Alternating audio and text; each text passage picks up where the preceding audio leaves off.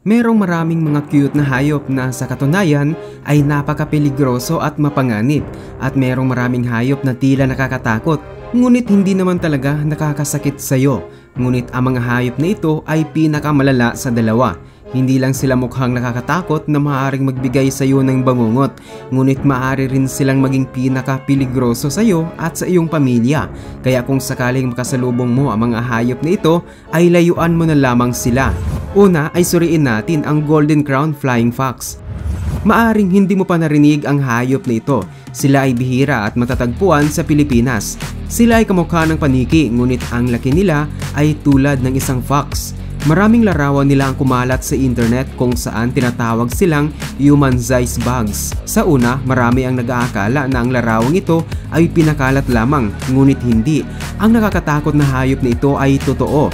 Maaari silang umabot ng hanggang 2.6 pounds at meron silang malaking wingspan hanggang sa 5 talampakan na mas mataas pa sa taas ng average na babae. Karaniwang matatagpuan sila sa mga malalalim na kuweba at sa mga rainforest. Sila rin ay napabilang sa mga endangered species. Isipin mo na lamang na kapag ikaw ay lalabas sa iyong bahay at makakita ng ganito na natutulog sa itaas pababa, maaaring maging mapanganib ang mga ito sa mga tao sa iba't ibang paraan.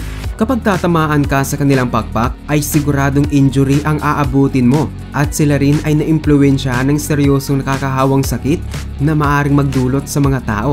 Maliban kung ikaw ay nasa Pilipinas, ay malamang na hindi ka na makakakita ng isa sa mga ito sa iyong buhay. Ngunit kung sakaling makakakita ka, ay siguradong tumakbo ka na lang kapag makakita ka ng ganitong klaseng hayop. At narito rin ang gharial. Ang hayop na ito ay kamukha ng buhaya, maliban na lamang sa ang mga ngipin nito ay matalas na parang karayom, at ang bunganga nito ay mas mahaba kaysa sa normal na mga buhaya. Ang bibig at ilong nito ay napakahaba upang makahuli ng kanyang mga biktima sa malayo. Karaniwan silang matatagpuan sa India at sa mga bansa sa paligid nito. Kung lumapit ka sa isa sa mga ito, ay maaaring ligtas ka maliban na lamang kung may kasama itong mga anak. Ang mga gharial ay napaka-protective na magulang, at kung masyado kang malapit sa kanilang mga anak ay siguradong aatakihin ka. Sa ilang mga baryo malapit sa mga lawa at ilog, kadalasan kailangan silang hulihin ng mga lokal. Ang mga gharial ay maaaring umabot ng hanggang sa 6 na metro ang haba, at malungkot na sila isang endangered species. Pinaniniwala ang meron lamang mga 700 natitirang gharial sa mundo. Ito ay dahil karaniwan silang pinaghahanap ng mga tao o napapahamak sa mga lambat ng pangisdaan. Pagkatapos ng lahat, ang pangunahing pagkain nila ay isda, kaya hindi nakakapagtaka na palagi silang nahuhuli sa mga lambat. At narito rin ang hairy frogfish. Ang isdang ito ay tila hindi mula sa mundong ito. Sila ay mga eksperto sa pagtago dahil nananatili silang hindi gumagalaw at nagpapanggap na bahagi ng sahig ng dagat. Karaniwan silang nagpapanggap bilang sea sponge, corals o bato habang sila ay naghihintay sa kanilang biktima. Mailan sa mga ito na maaari pang magbago ng kulay tulad ng mga chameleon. Ang hairy frogfish ay tinatawag na camouflage killer sa malalim na karagatan. Ang nakakatakot na bagay tungkol sa isdang ito ay hindi ito kumakagat ng kanilang biktima. Ang mga hairy frogfish ay maaaring buksan ang kanilang bibig ng malawak, at ito ay nagpapahintulot sa kanila na lamunin ang kanilang biktima. Ang kanilang tiyan ay flexible, kaya kaya nilang lamunin ang biktima na 2 beses ang laki.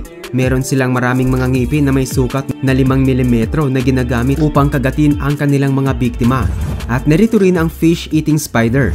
Karaniwan ang mga gagamba ay kumakain ng maliit na mga insekto, ngunit ang fishing spider o rough spider ay kumakain ng isda. Ang gagambang ito ay malaki, kayumanggi at nakakatakot tingnan.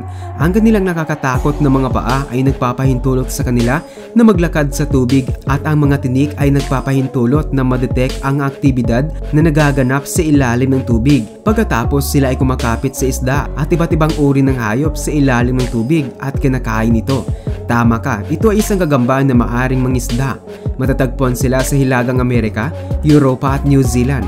Kung makakita ka ng gagambang ito ay dapat mo silang iwasan, bagaman sila ay kumakain ng isda at mga insekto, sila pa rin ay may venom, at kung ikaw ay kanilang kagatin ay dadalhin nila ang kanilang nakakalasong venom sa iyong katawan. At narito rin ang eye lemur.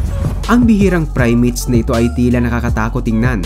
Matatagpuan lamang sila sa Madagascar at kilala sila sa kanilang nakakatakot na pag-ungol at ngipin na kamukha ng rodent. Meron din silang espesyal na manipis na gitnang daliri. May ilan na maaring ituring na cute ang mga ito, ngunit marami ang natatakot dito. Karaniwan silang may habang mga 3 talampakan na may buntot na tulad ng haba ng kanilang katawan. May mga naniniwala na ang mga lemurs ay maaring mapanganib kaya kadalasang pinapatay sila sa mga lugar. Ito ay nagdulot sa kanila na maging isang endangered species. Sila ay bihira lamang makita dahil aktibo lamang sila tuwing gabi. Ibig sabihin nito, sila ay lumalabas lamang tuwing gabi. Ngunit kapag sila ay nagigising, sila ay nakalambitin sa mga puno at kumakain, natutulog, naglalakbay at sa mga puno na rin sila nanganganak. At narito rin ang hagfish. Kilala rin bilang mga slime eels. Ang hagfish ay may hugis na isdang pugita na nagpuproduce ng slime.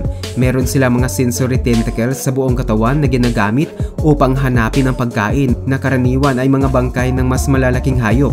May mga napakatalim nilang ngipin na ginagamit upang kagatin ang mga piraso ng karne at magpagapis sa loob ng mga bangkay ng iba pang mga hayop. Minsan, sila ay kumakain ng sobra hanggang maging mataba at hindi na makakalabas kaya't sila ay nananatili na lamang sa nilalang na nagdidikit habang natutunaw ang kanilang pagkain. Oo, ang hayop na ito ay medyo nakakadiri. Ang kanilang bibig ay nakakatakot din talaga. Matatagpuan ng mga hagfish sa malamig na tubig sa buong mundo. At narito rin ang Venezuelan paddle moth. Ang Venezuelan paddle moth ay isa ring bihirang hayop na ayon sa karamihan ay ginawa lamang sa Photoshop, ngunit hindi. Ang nakakatakot na nilalang na ito ay totoo. Sabi ng iba, tila ito ay isang cute na mabuhok na alien, ngunit ang kanilang itsura ay nakakadiri sa maraming tao. Ang insektong ito ay isa sa pinakabagong mga insekto na natuklasan ng tao. Unang natuklasan ito noong 2009. Konti lamang ang nakakaalam tungkol sa insektong ito. Hindi pa nga alam ng mga siyentipiko kung saang pamilya ito nabibilang. Pinaniniwalaan din na maaaring ito ay mapanganib sa mga tao, kaya kung makakakita ka ng isa sa mga ito ay huwag mong lalapitan. At narito rin ang Humble Piggy. Ito ay isang nilalang na nagpapakumbina ng lahat na nakakatakot tungkol sa mga insekto. Teknikal na hindi talaga ito isang insekto. Ito ay isang alakdan, ngunit may itsura na katulad ng gagamba. May mga kuko at mga braso na minsan ay kumakagat kapag sila ay natatakot at kung sakaling ikaw ay kagatin, pakiramdam mo ay parang tinutusok ka ng tinik na pumapasok sa iyong balat. At narito rin ang North American Porcupine. Ang North American Porcupine ay nagsimula sa Africa at pagkatapos ay lumipat sa Brazil, ngunit ngayon ito ay naninirahan sa lahat ng mga bansa sa Hilagang Amerika. Ang mga porcupine na ito ay hindi lamang mapanganib sa mga tao kundi pati na rin sa mga aso. Kamakailan, ilang asong Canadian ang tinusok ng mga porcupine. Sa kabutihang palad, ang 2 aso ay nakaligtas, ngunit ito ay isang napakakomplikadong prosesong upang alisin ang mga tinik ng porcupine. Ang tinik ay tumagos pa sa puso at baga ng aso na kinakailangang bayaran ng may-ari ng aso na si Mike Gerard ng $10,000 para sa gastos sa medikal.